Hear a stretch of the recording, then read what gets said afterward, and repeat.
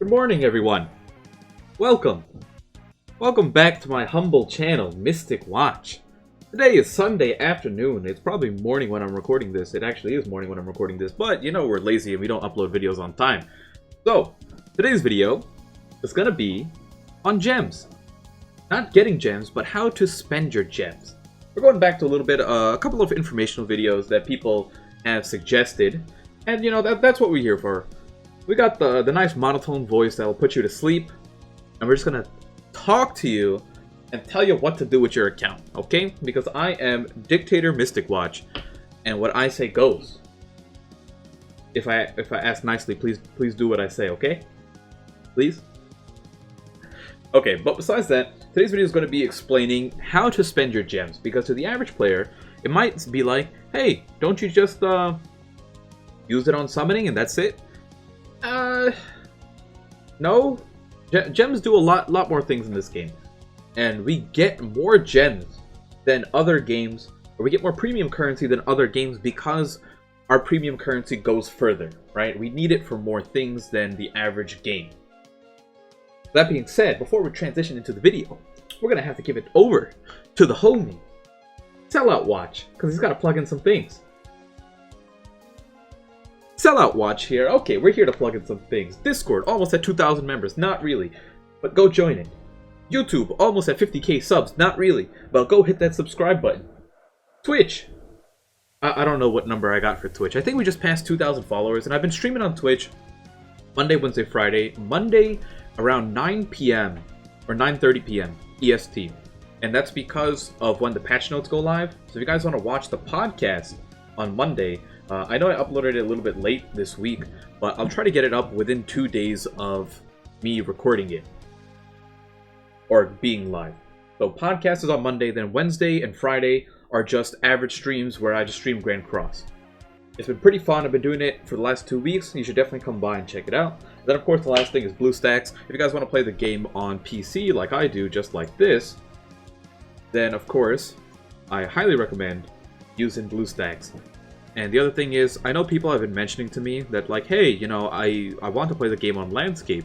And guess what? I don't know why, but nothing works. The landscape button just doesn't work for whatever reason. So this is what I use to play the game on landscape whenever I want to. Right? This is how I play the game. And I explained this in my BlueStacks video, which I'll link. I'll try to use that card thing again, right? I did it once. So on the top right corner, if you guys want to see how to play the game on BlueStacks in landscape, 60 FPS, whatever the heck the fancy numbers that people use are, let me know. Go back. Okay. So let's go back to this and start the video. Thank you for the rant. Today's video, like I said, is gems. Now the first thing is, the most obvious way to spend your gems is of course this, right? Well, not these. It's on banners. And unfortunately, for Global, we've been kind of getting the shaft a little bit, and we've been getting banner after banner after banner, and it's been hard not to save. That has been the key thing, right? There's been no filler banners, making it so difficult to save because you want every single one of these units. And the main reason for that is because units like Red Nunchuck Bond, Blue Ellihawk, Elaine, Green Elizabeth, like units like that for whatever reason decided to be in the game already rather than having their own banners, and all the units that I just listed off are units that are just like, yeah, you can skip them. So those would have gave you time to collect your gems and save up. But the fact that they're already in the game, it's like, you know, 4 or 5 weeks of banners that you just like that don't exist because they're speeding up the game, right? So unfortunately, this is the real tight spot. But once we get Escanor, I'm pretty confident that it'll slow down a little bit in terms of the units that we're getting, meaning that it'll be easier to save your gems on banners. However, that being said, you can still get a decent amount of gems to summon on majority of the banners. You get your gems from PvP. If you hit Champ 5, Champ 5 should be the goal for everyone, free to play or not, right? If your Champ 5 is where you want to be, in ungeared, get your 50 gems a week. You know, if you hate PvP, I'm sorry. That's unfortunate, but you're missing out on gems. Champ 5 is 100% doable for every single player in this game, with or without, you know, spending $1. Right? You can be free to play and you can be Champ 5. Doesn't matter. It's gonna be harder for some over the other, but that's about it. 50 gems a week. That's a lot. On top of that, you get, you know, like we've been getting like event gems, like three gems a day. We get your daily 2 gems. You get actually 5 gems a day from quests. Right, your daily tasks give 2. Then the event gives 2 as well. So like this one gives 2. And then you get 1 from guilds. You're getting 5 a day, right? That means over the week you're getting another 35. Every single week you should be getting 50 plus 35, right? 85 gems a week. And if you decide to spend any money, these are the best value things you can get. Weekly bundle packs and monthly bundle packs. They're, you know, they cost money, but if you are willing to spend like $30 a month or something like that, this is the way to go. And once you get those, then you start getting like outrageous amount of gems every week. But even if you don't get that, 85 gems a week is not bad. Pretty good. It's about 3 multis a week, which no other game in the existence of gachas will ever give you. And then of course we get extra gems from other places like story mode quests, doing some other events, like battle events, right? Like you go over to battle events. Not every battle event, but majority of battle events do give you a gem. You clear other quests out, and you'll get 2 gems from that. Then you get gems from other places. The whole thing is there's not supposed to be a gem where to get them. My thing is, the premise is you get a lot of gems first, right? And then what do? One, it's knowing which banners to skip, because summoning is not the only thing in this game, right? There are other ways to spend your gems, and the most important one of the things that you can spend your gems on is outfits. Outfits are super important. And I made a outfit video, right? Or a costume guide or a cosmetic guide, whatever the heck you want to call it, where I explain the what do you call it? Right? I explain the like importance of these things, right? Like why it is important to get these and how much of a difference in CC it actually makes. And it is a massive amount of CC upgrade. And that's going to help you in your climb in PvP most of the time, right? It helps in PvE, but majority of the time it is a PvP thing that, you know, that is why you get outfits. But if you're not buying them with money, like let's say I already bought these because I'm a whale, but let's say we go to Elizabeth, right? Like I wanted to buy the Elizabeth. Oh wait, 40 bucks? I'm not doing that. This is actually the biggest scam ever. You should never buy the Elizabeth one because you're getting 2 pieces of equipment rather than 3 pieces of equipment for the same price. What a scam! What is going on here? Like this was also 40 bucks. But either way, right? Like you pick this up and you're like, I don't want to spend $40 on that. Well, the nice thing is once this timer runs out, you know, after 8 days, these things will end up as individual pieces you can buy. And the way it goes is SRs cost 10 gems, SSRs cost 20, and then URs cost 30. So let's say I want to pick up this gallon thing. 30 gems. 30 gems is a lot. It's a multi right there. But that is why you have to be able to kind of be like, okay, you know, what unit do I need like to get stronger rather than just summon for a new unit? Because the nice thing about this game is that although, you know, new strong units constantly come out, in reality, you only need like 5 units and you are set for PvP for the rest of your life. If you have King Brum, you technically never need another unit for PvP. You can maintain, I don't know why I have Facebook on and it's tilting me, we're gonna close that. But if you have King Brum meaning King, Gother, Merlin in the back with Hellbrum, Red Hellbrum, and of those 4 units that I just mentioned, 3 of them are free to play.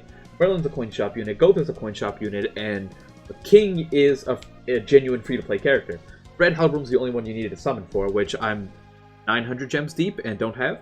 But besides the point, I'm just giving you an example. You have King Brum, and you will be able to maintain a high PvP rank every single week for the rest of this game.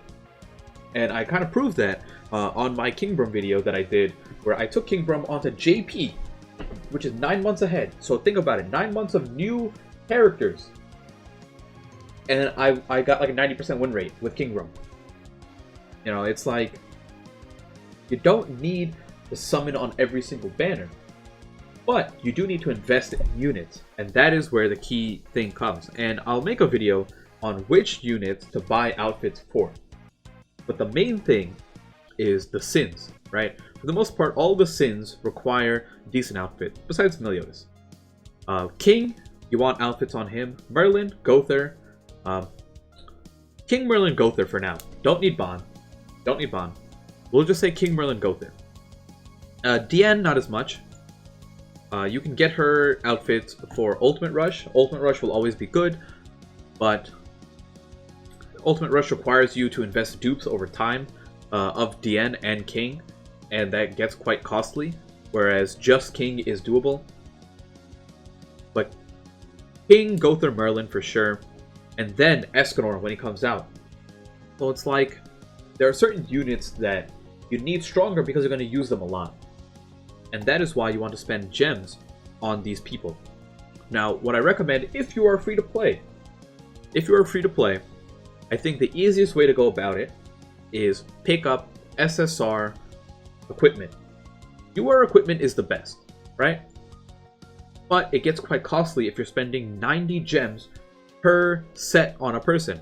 Like, let's say I wanted to buy this Gallon set, right? That's 30 gems for the weapon, 30 gems for the outfit, and then 30 gems for the cosmetic, the headpiece, right? So you're spending 90 gems just to get one of the slots filled. So if I go over to, let's go take a look at Demon Meliodas, right? We take a look at his closet. So I spent, you know, that's one UR there. I still need to fill out, you know, 3 more slots here and 3 more slots here. And then 2 more here. It gets quite costly, right? Like, if I have to do that, you know, you're spending like 500 gems per unit. That's why you kind of mix in some SSR stuff.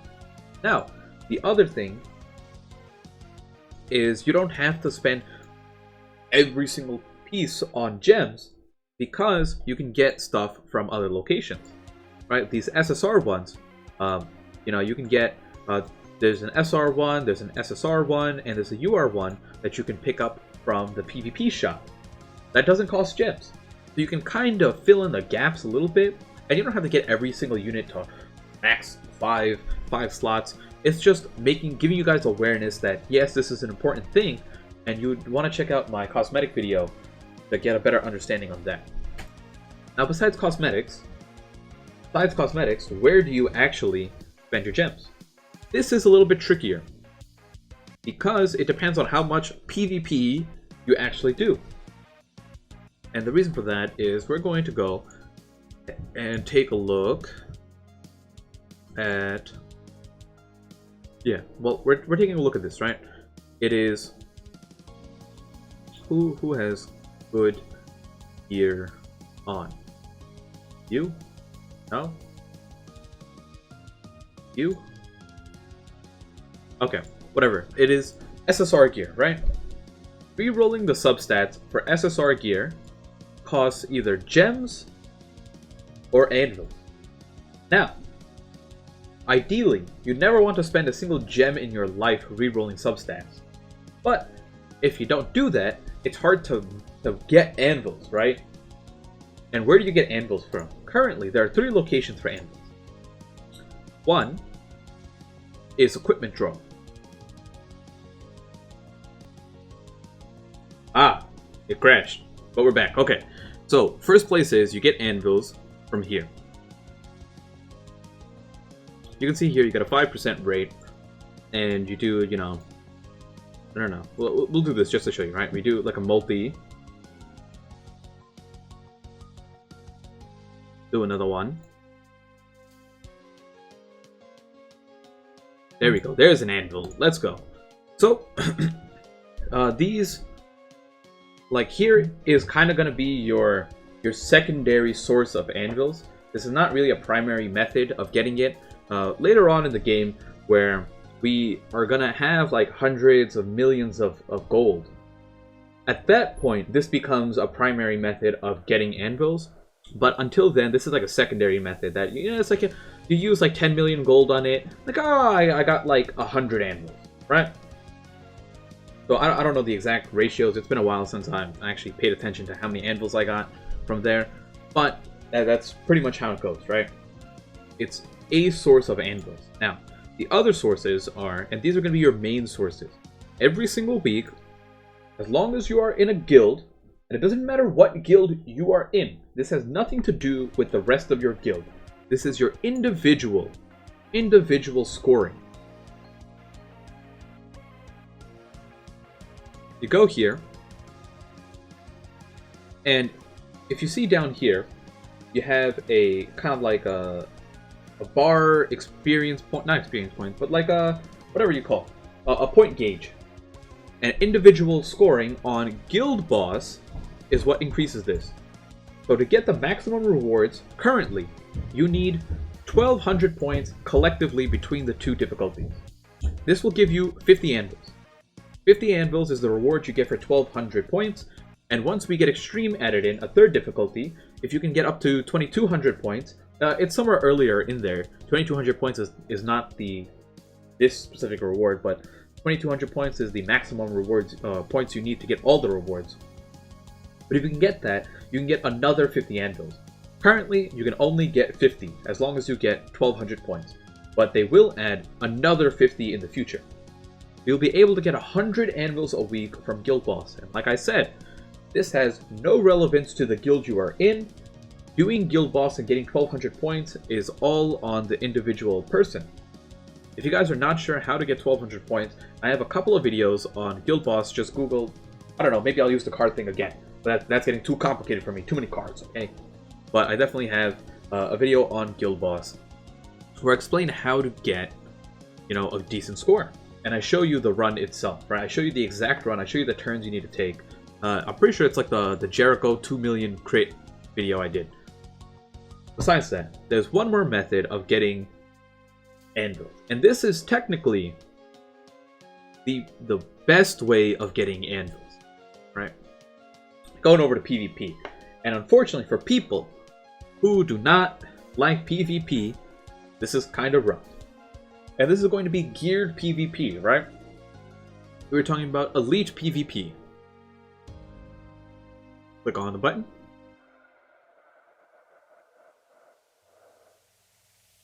Yes. I'm in my promotion matches to Challenger. Gotta do that by the end of the day. Now, if you go to weekly reward, you want to be, like, I think getting to Masters is reasonable, but you want to be in Champion. And the reason you want to be in Champion is because you get 2,000 coins every week. And above that is kind of irrelevant. But you get 2,000 coins every week, and with that, you can come over here. With that, you can go down. Oh, I have exactly 1440. Nice. You can go to Miscellaneous, go to Silver, and you'll be able to buy 100 anvils for 2,000 points. Which is why I said you want Champion. Meaning that once Guild Boss gets the other 50 anvils, you are able to get 200 anvils a week. Now the issue is, now that I explained to you where you get anvils from, the issue is, it's hard to get those things without already having some SSR gear already rolled. And that is where this is, leading towards. Is that my original pieces of SSR gear, I re-rolled with gems. The way you want to do it is you set aside a certain amount of gems that you are willing to re-roll with. and do not spiral out of control. Please. That is the main thing. You say, I am going to use 100 gems to reroll my substats, right? That is what I'm going to decide. 100 gems. What does that mean? That means 50 rerolls, right? Because it's 2 each. You're going to use that, and we'll reroll this, right?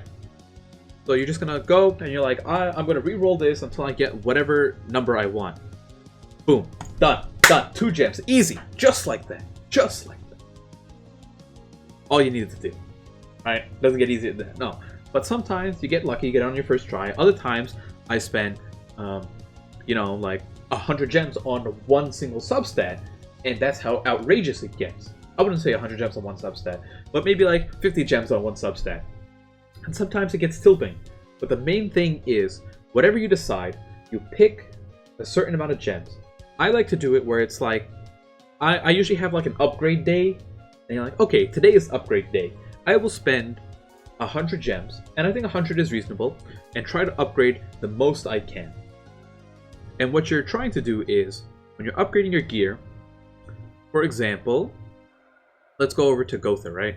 Gother, Gother, Gother, Gother, Gother, Gother, Gother, Gother, Gother. No, no, no. Okay, this is way too much effort. I'm gonna go back and do it this way.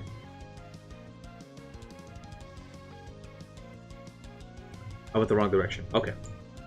For example, I'm in the process of upgrading this right here, right? This life rune. It's 14.4%, but this one is only 4.9. Currently, it is not better than this one, even though it's like an extra 4,000 HP. But what I do is, I click on this one, and I just slowly raise the substats, right? And I just want them all HP first, before I even bother about getting their percents higher, right? Just make sure they're all HP, they're all defense, or they're all attack, before you even consider re-rolling a substat again to get a higher percent. That's the main thing. And that's all it comes down to, right? As long as you're re-rolling only to get the substat and not re-rolling for the percentage, you'll be able to make good use of your gems. And that is an investment of your gems, right? Because how many times have you been doing multis and you did like 3 multis, got absolutely nothing, and then you're like, well, there goes 90 gems down the drain. The nice thing about re-rolling substats is that you're always going to benefit from it, right? Like, it's going to make you stronger. And people are wondering like, hey, how do you get like higher CC? Like, if you go, I don't think you can see from here, but like majority of my guild, for example, is like 140 to 150k, with some people below, some people above, right? CC. So it's like, how do you do that? And it's because even though they spend money or whatever, even if they don't spend money, doesn't matter. A lot of us use gems to reroll substats, and that is another main thing. So it's using gems as an investment to further get yourself further in the game. Further get yourself... Bad English. And that's pretty much what it's going to be. You got summoning, you got outfits, and you got rerolling substats. Those are the main things to spend your gems on. And you got to find a balance between them. And that means... what that mostly means is learning which banners you are able to skip. Because as long as you have the restraint to not summon on certain banners, you will find yourself with a lot more gems than you thought.